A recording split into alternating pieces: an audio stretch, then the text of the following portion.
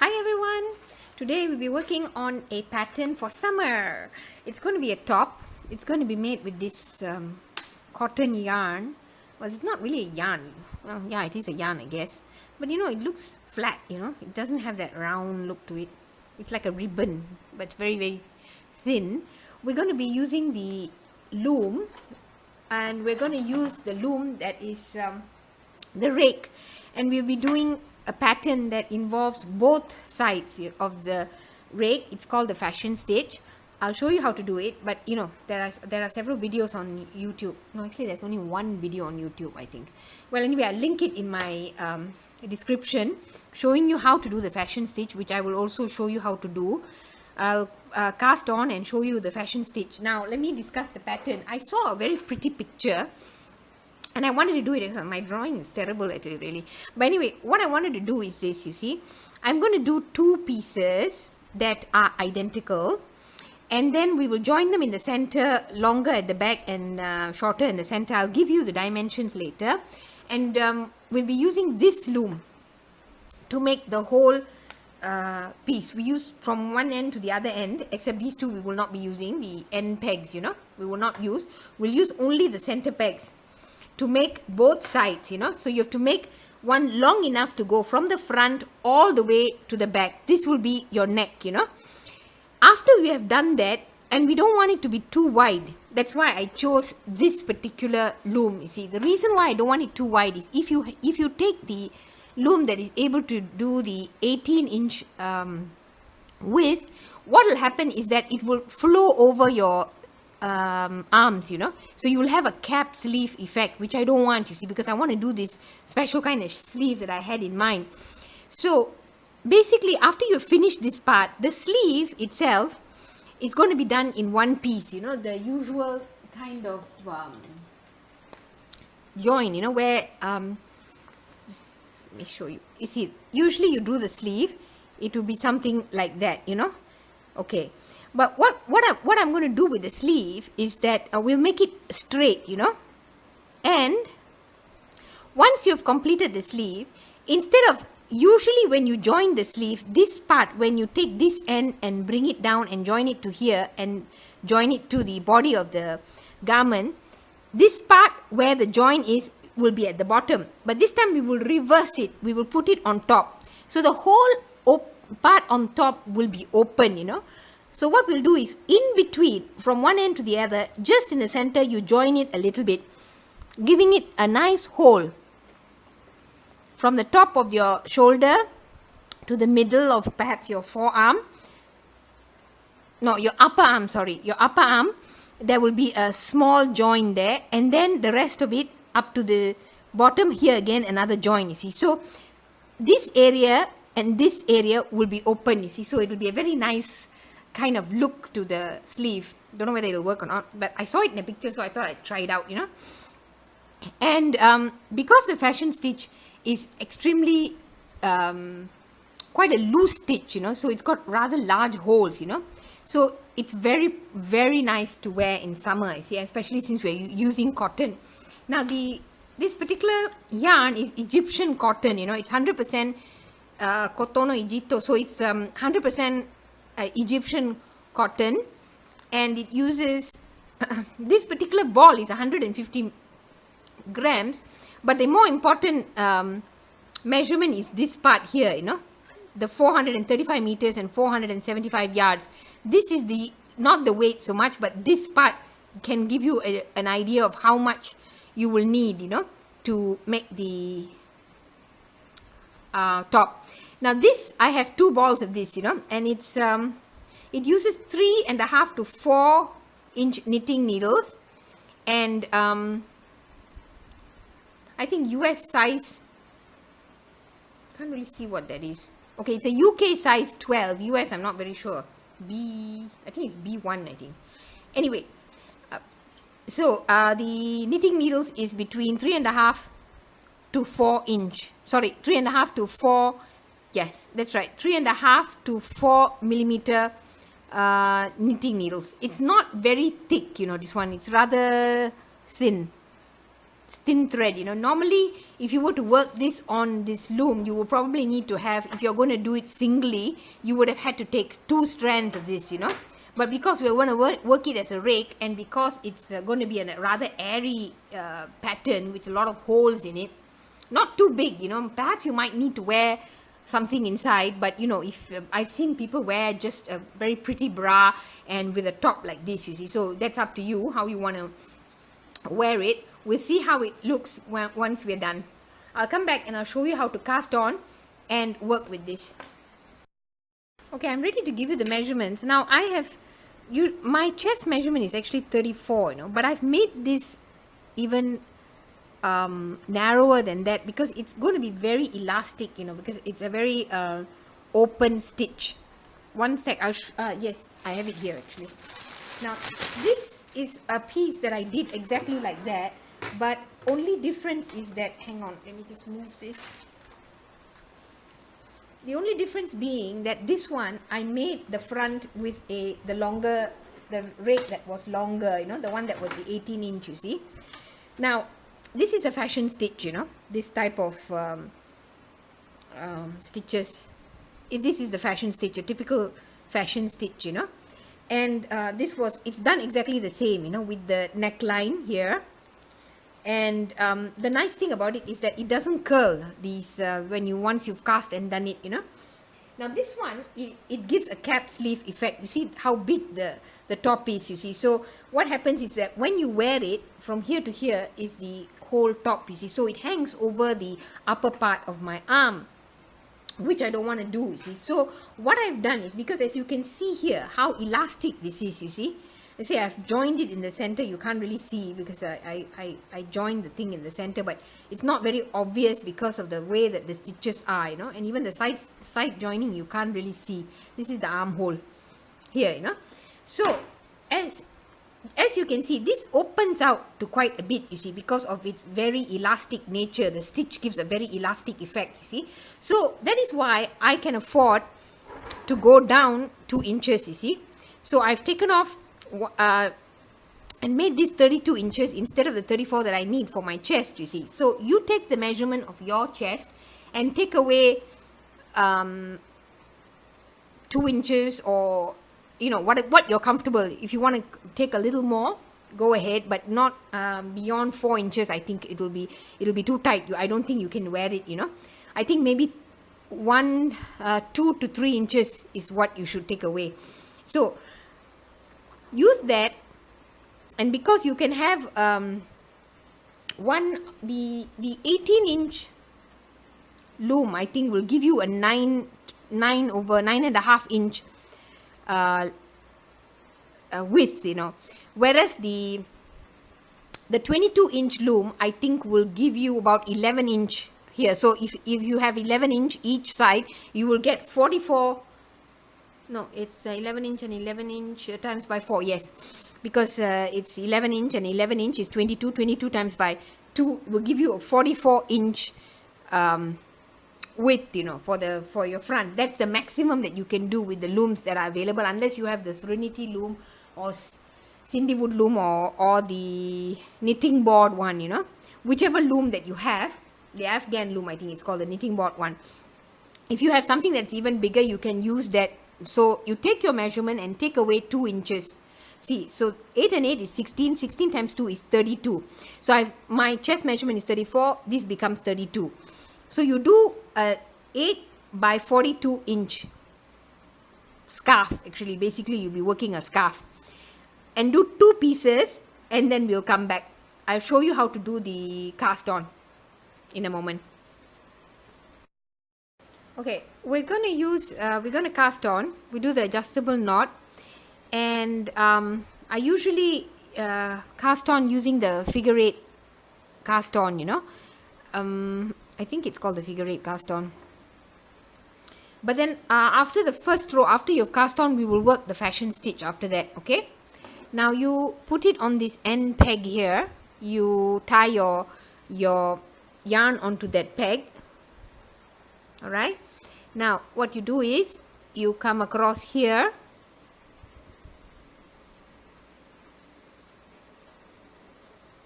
and you keep on doing this. I don't know whether you can see. Bring this here inside, wrap it around this peg, then go around this peg, go around this peg, go around this peg. You keep on going around in this fashion until you reach the end. Now when you're wrapping around these pegs, make sure you don't wrap it too tight, because what will happen is that your rake loom will begin to bend inward, and perhaps even break. When you're working on a longer loom, they have a tendency to bend quite badly, So try and first thing is, the first round you won't be able to do much, you see. You will have to work it, push it down after you work it. Now the first row will be difficult for you to work it loosely, but the subsequent rows, don't work all of them and then try to nick them off. Try and work them little by little as you go along, Now once you reach here, you come down here. See this one? It goes around like that. You go back this way, and then you go and trace back your stitches so that they go exactly the same way that you've already done. See that?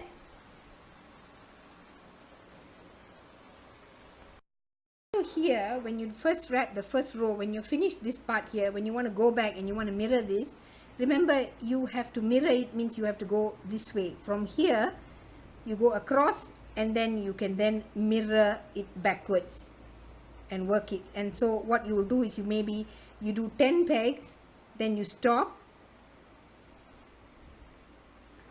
and lift them off, and then continue doing them. Okay? To the last part of the stitches, do the last two.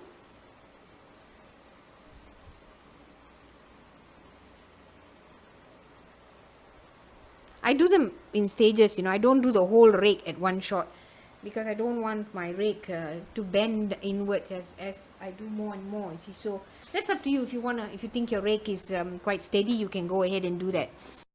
So now we are here. You notice that all the X's are inside, and whenever you cross it, it is inside. Don't cross it out at the outer part, no? Now push down all of it. Now here, what you do is you go straight across. Go straight across.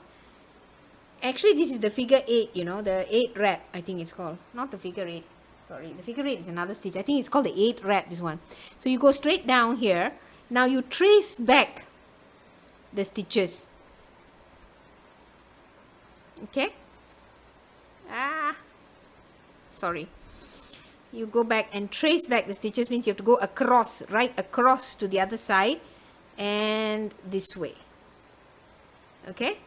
Now you do a bit, and then you use your tool and just lock out the stitches here, so that they don't come off anymore. The first row is going to be a little hard, but make sure that after that you don't tighten your stitches. Okay? Alright, now then you continue doing it. Do a few at a time when you have tight stitches. Don't do all of them at the same time, because you will find that your rake will actually begin to bend inwards rather alarmingly.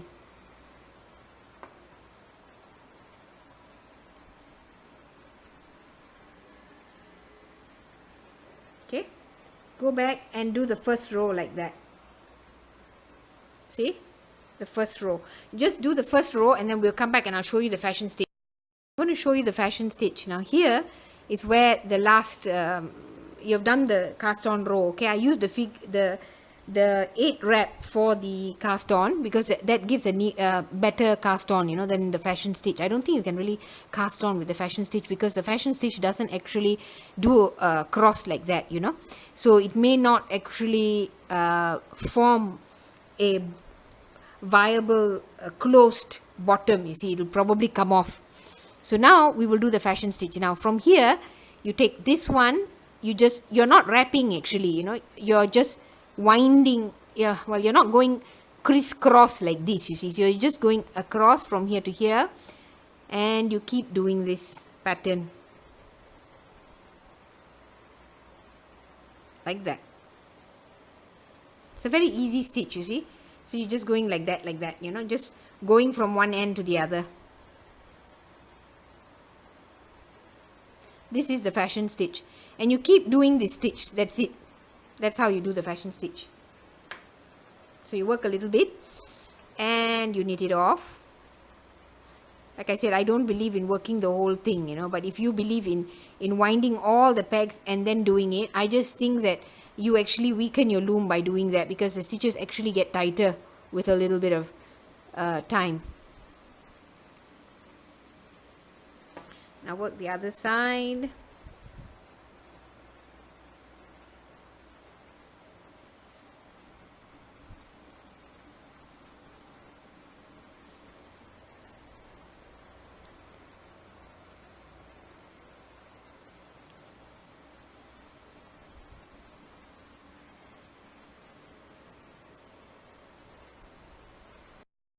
Okay, now when you reach the end here, let me pull some thread out. Okay, now when you reach the end here, you would have finished on this peg, right? No, this part you go straight, you cross here, and you come back here, and you go and trace back the same route that you just did. That means it will just copy what you have done. It will actually be a shadow of what you have done earlier. Okay? Because you see, this is the bottom one. Hang on, I show you. Can you see this? This is the bottom one. You're just laying it the exact same way that the row before was, and you keep working it like this. That's how the fashion stitch works. I'll put a link anyway, so you can look at the way that the fashion stitch is worked and work it along the same method that I should that video shows, if you cannot follow what I've done. Reach the other end. See, you can see the stitches coming out at the bottom like that, you know, and they will begin to form the rather haphazard looking stitch, but later on it will look rather nice, you know. So this peg has 1 2 3 4 5 6 7 8 9 10 11 12 13 14 15 16 17 18 and 18 36 pegs, 38 pegs. This is the 38 peg loom, you know, the one that I'm using. And but of course I'm not using that. Now you can remove this the one that you put here.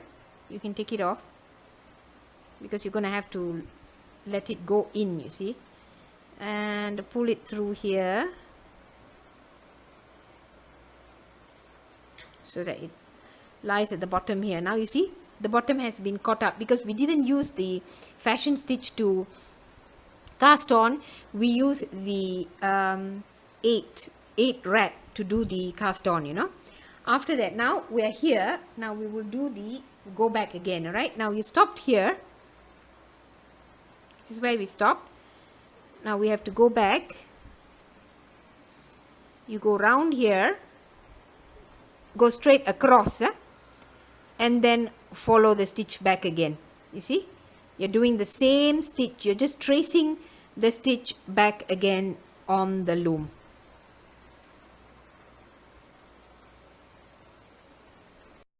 Now, I think you may have not have followed what I was doing the last bit. When you reach here, now I've not worked the last 3 pegs here, 1 2 3, all right. So now you cross over like you're doing the other way. We come to this end, then you come here and you go straight across, and then you wind it back this way when you're going back. Okay, so you come here, you stop here, you knit off the last 3. All right, now you're beginning the next row. You go back to this peg, and then you cross over to this one, and then you follow it back again. All right, I hope you got that. That's how you do the, when you finish towards the end, how to trace it back again. That's how the fashion stitch works.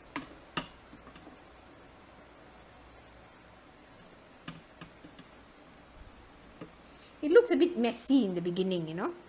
Can't really see the stitches, but they come out quite fast. And although cotton doesn't have a lot of give, but you can still see that it'll be very soft, you know, once you've done a few rows. Worked a little bit, make sure once you finish a row, you pull down the stitches a little bit, pull it down, you know, so that it stays flat down and doesn't come off, you know, because it can easily come off because the loops are rather large, you know, so they can just come off the peg, you see. So make sure that as you work, you pull them down so that they don't get a chance to come off and unravel. As you can see, the stitches are beginning to form. All right, that's how the fashion stitch looks like. This thread is gold with beige and cream, you know. It's very pretty, this Egyptian cotton, and it feels lovely. Very, very nice and silky. Straight across like that, and then begin your movement across.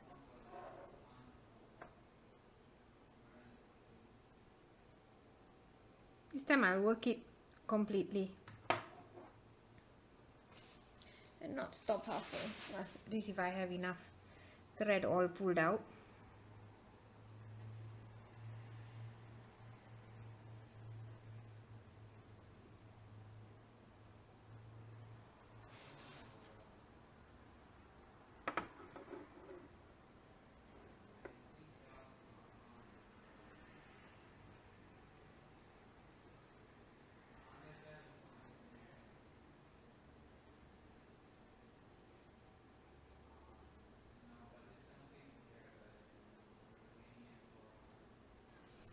Okay, now you lock it in place.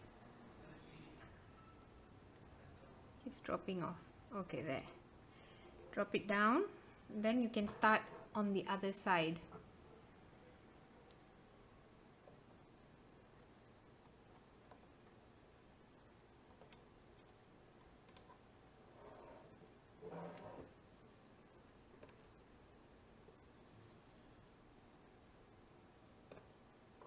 To a bit. Push it down so that it doesn't pop off.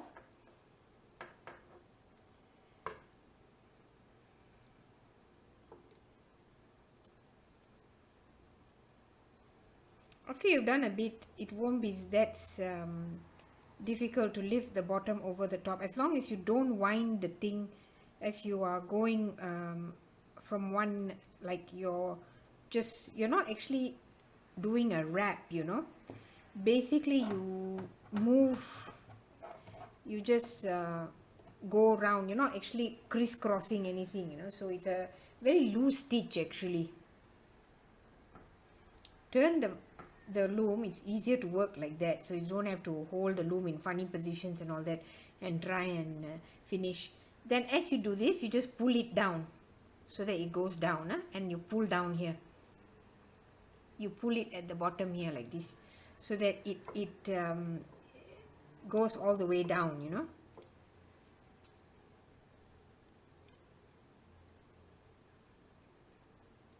This thread is very attractive, really. It looks like very, very fine ribbon, you know. Such a pretty color. Actually, it doesn't really suit my skin, this color, but I like it so much. This gold and brown and tan. Lovely colors. Cream mixing. Very pretty. I always love these shades, you know. But then unfortunately, it doesn't really go with my skin. But I still like it a lot. Alright then. And you pull it down. Okay, there. When I said diagonally across, I noticed it was out of the camera. Here, you go across like that. Just straight across. Okay? Do that again. Straight across. Okay? Can you see that? Straight across. And then you begin your... See? Straight across here. From this peg to this peg. And then you go with your fashion stitch. That's how you begin it. It's a very simple stitch, you know. There's nothing to it. Just here, and then you keep on going back and forth, back and forth. Okay? Okay, this has relaxed a bit overnight. And it's about 8 inches, you know. See? It's about 8 inches. And Jesus, you know, this summertime now, so I've been going. I mean, I usually jog in the park, you see, but then the weather, the sun is quite hot, and I never wake up early enough to go in the morning. So even midday I go running. So as a result, I really tanned. Never mind lah. What the heck? I really do love the color, even if it doesn't suit me so much.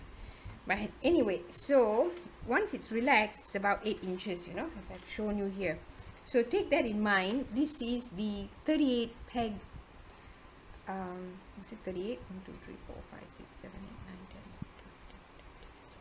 Yeah, 18 and 18 is 36, 37, 38. Yeah, the 38 peg loom gives you an 8-inch with this type of yarn, the one that I specified earlier. I told you the dimensions of this yarn. It will give you 8 inches. So if you think that you can't fit yourself in something like this, then because this is 1/2 of the front and the back, you know, so half of the front and the back is 8 inches, the whole front will be 16 and the back will be another 16. So if 32 inches, of course, you know, as you can see, it stretches out considerably, you know, so it stretches out all the way perhaps to about 12, you know, so that's about 24 in front and 24 at the back. But you don't want it to really stretch out like this. Means you use the bigger looms, the bigger long looms, and work this project. Okay, much to my dismay, it looks like the 14-inch loom, the 38 pegs that the 38 peg loom, the one that I used to do the first panel, it's only giving me 6 inches. I couldn't even get 8, you know. So I'm going to use, I'm going to amend the pattern and make a slanting neck, you know. That means this panel will be less wide and the other panel will be wider. The wider panel, I will use the 60 peg loom. And I mean, you can either use the 50 peg with 36 peg or the 60 peg with the 36 peg, which will give you, this will give me 16, this will give me 28, you see. So, I mean, depending on how wide your chest is, I think, for me, I think I'll go with the 60 peg loom and the 36 peg loom, giving me an overall 16-inch in front. That should be good, you see. So it'll be not too wide, and then it'll be slightly elastic. At the same time, it's not, because my chest is 34, so I think it'll work out, you know. And so there will be a slant in the neckline. If you don't want this slant, then just use a larger loom and do both back and front even. So you get 2 panels of the same width. This panel, the one I'm going to be using, the 36 peg, will give me 6 inches on this side, and here I will get 10 inches. So that way I'll get an overall of 16 inches for the front and 16 inches for the back, which gives me 32 inches. Oh, I just wanted to point out something. When you're working with these stitches and these fashion stitch, it's an extremely loose stitch, you know, as you can see here. So actually the chances of it popping out while you're working are very high. In fact, it has happened to me several times, you know. So the thing that you have to do when you're, even when you are wrapping the thread around, wrapping the yarn around the pegs, is to always keep it above, you know. If you scrunch it down like this, you see, it has a tendency to come off, see. So you mustn't do that, you know. You must always keep it relaxed and have the weight of the work that you've already done weigh it down, you know. So when you are wrapping the pegs, let me pull some extra yarn out so that it suddenly doesn't stop. You see you're wrapping the peg, try and keep it elevated, you know. So I usually do this close to my chest, you know, so that I can wrap it rather fast, you know. This time I'm wrapping all the pegs because I'm wrapping it very loosely, you know. I'm not at all wrapping it tight. And so, of course, if you have the longer loom, perhaps you shouldn't do all of it, like, you know. But with this one, I seem to have no trouble with it being too tight. Now, see, this thing I was talking to you about is a very common problem that you might face. And you shouldn't give up, you know, because if you are working with it and it tends to pop out, and then you find that your stitches have all come out, what you need to do is, when you're working with it, always work a little bit off first and then pull it down, you know, so that it doesn't come off. Otherwise, while you're working, it will actually come off the peg, you know. So try and use the weight of this yarn itself. See, do a bit of it and then pull it down and leave it hanging this way, you know. If you, like I said, don't bring it close and put it onto the table, because when you do that, chances are it may just pop off, you see. So try and keep it off like that. Hope you can't hear the radio in the background now, because whenever I'm working, I either have an audio book or a radio always blasting in the background. Otherwise I'll get bored to death, you know, from working. All these projects that I do, I must have a book. I'm actually reading Neil Stephenson's Snow Crash now. I mean, considering that he wrote that book in 1992, it's amazing how well he managed to describe the gaming, what was going on. Because when I started gaming in 1999, my first game was EverQuest, you know. It was an online role-playing game. And so many of the experiences that he describes in 1992, he must have written that book even earlier than that. It's so dead on, you know. Anyway, so this is what I wanted to tell you about when you're working with this thing. And if you can, try and use your hand here and pull the thing down, you know, a bit, so that it doesn't cause any lack of tension, you know, for the top bit. Then you push it down and pull it here. This way your stitches won't come off the pegs, you know, and you lose your work and you become disheartened and you will stop. I noticed both the fashion stitch and I think also the figure 8 stitch that you do on the rake might have a tendency to do this, you know. Okay. See, when you place it on the table like this, can you see the stitches are almost going to pop off? So that's why you mustn't work this flat on the table when you're working the rake, especially with very loose stitches like this. If you place it on the table, they will actually come off after a bit, you know, because there's no tension. Whereas when you lift it off, you see it tends to weigh down from the weight of the work that you've already done. I'm going to show you how I wrap it exactly. You see, I've lifted it up like this. It's holding up like this, and then you wrap the yarn. Never put it on the table if you can, because I find that wrapping on the table actually causes the latter stitches to come off. And then while you're working, you find that you don't actually, you find the later, the ones here might pop off, you know. So keep it above and work it. You can rest it on your chest, you know, it's much better than putting it on the table.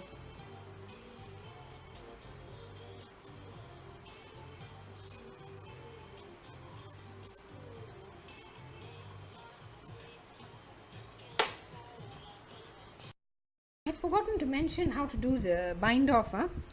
You just you make sure that you leave the strand, the last part that you've done here. I'm doing a 14-inch sleeve, you know. So you just lift this and put all the ones that are on this side, you lift it and put it here. And as you do that, you lift the one that is here and put it over on top. Okay? You just knit it off, you know. You take the one that is on this side and put it here, and then you take this and knit it off, so that you'll only have one row, and then you cast off this row. Okay?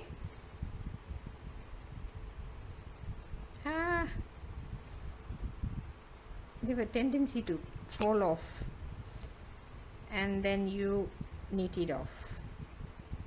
Okay? Okay, if you're having some difficulty with it, I suggest you grab hold of the part that you've already done and hold it firmly down while you're working, so that you stretch it downwards, you know, so that it doesn't tend to pop off when you're lifting it from here and placing it here. Okay, I'm going to join this since there is no seam actually for the back and the front, you just need to have a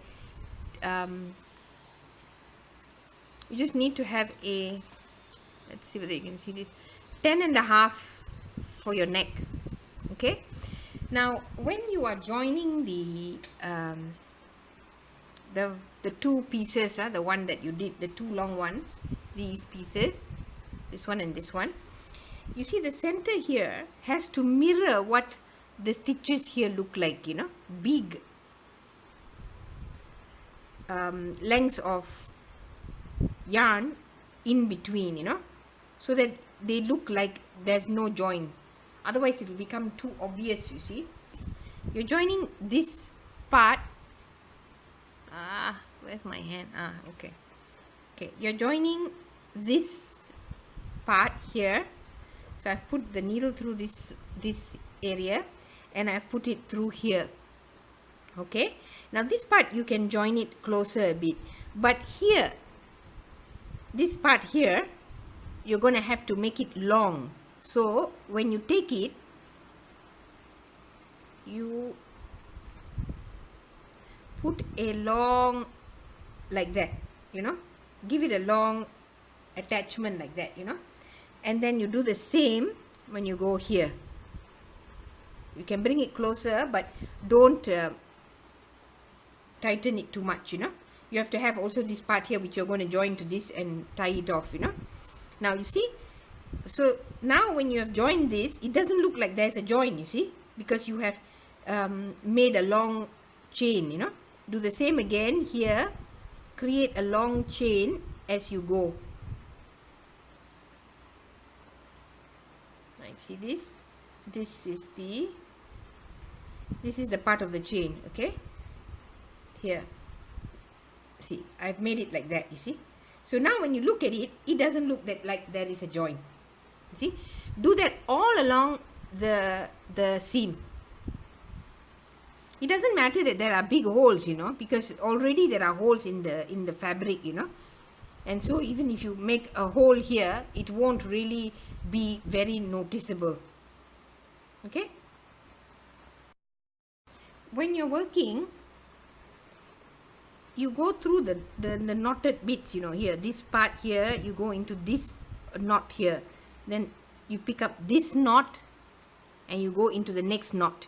This way the stitches will have some kind of firm base, you know. Don't just go through the large loops, you know, go through the knotted bits of the stitching. Okay, now can you see here? You see this one, this particular thread doesn't have another one here to tie it to, you know. So this one, what you need to do is to create a knot here, you know, just knot it so that it can stay, and then later you can either snip off the end after you have woven it a bit in between. But for the time being, you have to have something, you know, to have to anchor it there, you know? So you just tie a knot and it's not really noticeable, you know. That's the wonderful thing about having variegated yarn, you know. I think it's really very noticeable. So you leave it like that. Then you go into the next the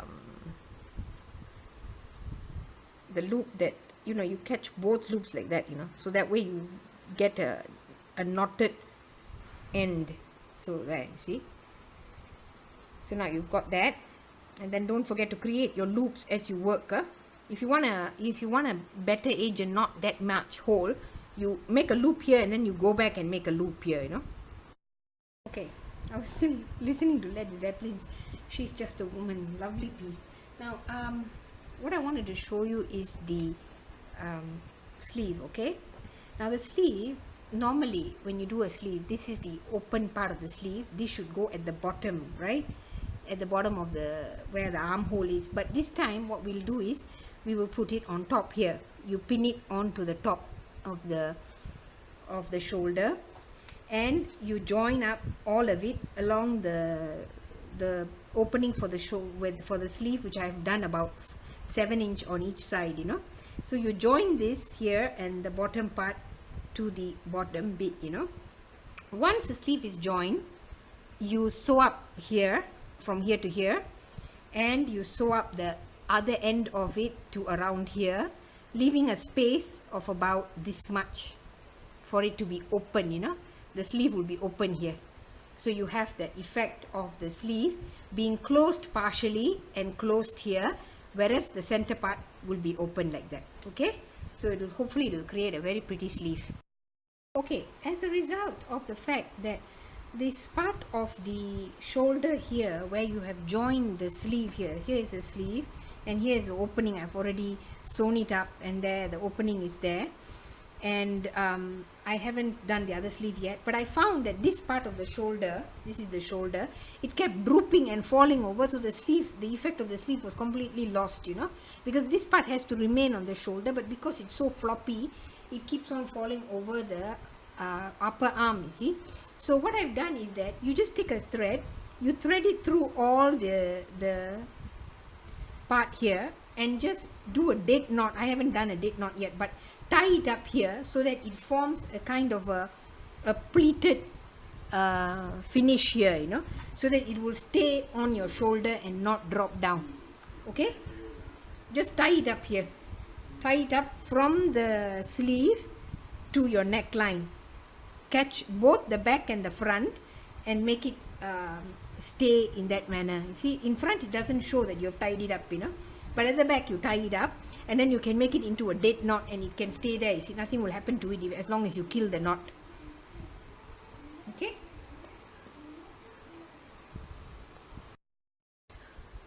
okay, just wanted to tell you now, I finished this is the top part of the two little things that I told you to tie up on the shoulders here, you know, and I have also left, you can leave most of the thread that you cut off and all that hanging, you know, because as it is, this thing is quite it has a lot of holes, you know, so if you leave some thread a certain length, it will not really be noticeable, you know, it won't come out the other side. And I must explain, this is quite a piece that is not really very symmetrical, you know, because the pattern is such that you get a very it's not, how do you say, it has a look that it doesn't have a very ordered look, you know, because of the very way that they scallop, you know, the way that the join is and everything. It gives you a look that is not straight, you know, and ordered, you know, it's quite chaos looking piece, you know. So if it is in your fancy to make something like this, then by all means go ahead and try it out, like, you know. I feel that I kind of like the whole, you know, and plus it's really nice, the fabric is lovely, you know, because it's made out of this Egyptian cotton which I mentioned before, you know. Well, hope you enjoy it. Happy looming.